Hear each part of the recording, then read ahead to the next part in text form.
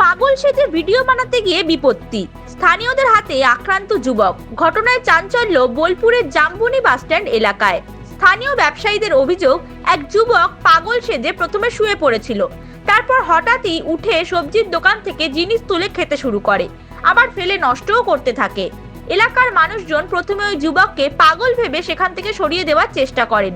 এরপরই ক্ষুব্ধ হয়ে ওঠে ওই যুবক। অভিযোগ, ব্যবসায়ীদের কথায় কর্ণপাত না করায় স্থানীয় কয়েকজন ওই যুবককে মারধর করে তাড়িয়ে দেয়। ব্যবসায়ীদের দাবি, ওই যুবক ভিডিও করার কথা আগে জানালে মারধর করা হতো না। বর্তমানে অগ্নিমূল্যের বাজারে সবজির দাম অনেক, এভাবে নষ্ট করলে রাখতে হবেই। হঠাৎ করে এলো, ওখানে দু চারটে ছেলে ছিল বসে। একটা ছেলে পাগল সেজে কিভাবে এলো, হট করে আমি পাগল বটে, বস্তা তস্তা নিয়ে এলো। এখানে আগে প্রথম মটরশুঁটি চিবাদ লাগলো। আমি এত মটরশুঁটি চিবাদ, পাগল কেন, খাবলি 1 কিলো মটরশুঁটি শেষ করবি। তারপর শশা তুলছে, শশা কারাম কারাম ভাঙে ফেলে দিল, চিবোচ্ছি। আমি তা বললাম খাচ্ছি শশা, লে আরেকটা লেয়ার পালা, কিছুতে পালাস না। যে আমি ঠিলে সরালাম, সরাবার পর তাও যেছেন, আবার আমাকে মারতে আসছে। ও চনা হাজিরা করার পরে ওইখানে এক ভদ্রলোক এলো, ও এবার 1-2 বাড়ি দিল ওকে, তবু শান্তি নেই।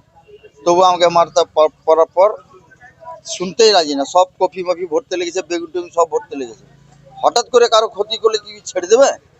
পাগল হয়ে এসে ঘুমিয়ে গেছে। ঘুমিয়ে গিয়ে দেখা যাচ্ছে এখানে মাল খেতে শুরু করেছে, ফেলতে শুরু করেছে, আর বস্তায় ভরছে। এবার দেখা যাচ্ছে আমাদের যায় না, কোথেকে তো খেপা ভাবে ভেবেছে, পাশাপাশি যা ছিল তার ধুমধাম মেরে দিয়েছে। মেরে মানে কেসটা বলতে এই কেসটাই অরিজিনাল ঘটনাটা। এবার দেখা যাচ্ছে জানাতো তো, জানালে তো মারটা খেতো না। ক্ষতি হবে, ক্ষতিপূরণটা কে দেবে? একটা সবজির দাম, একটা বেগুনের দাম, একটা বেগুনের দাম তোমার মোটামুটি 20 টাকা 25 টাকা একটা বেগুনের দাম।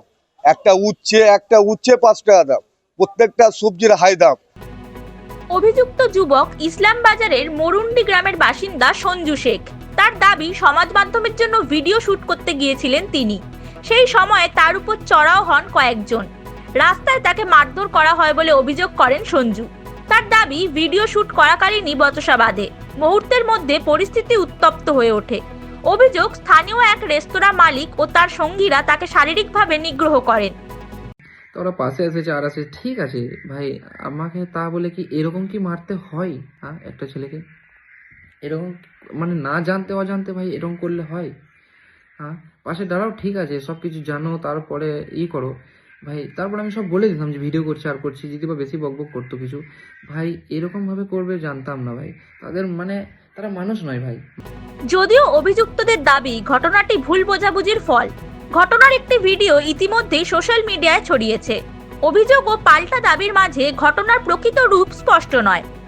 Bureau report, Hindustan news point.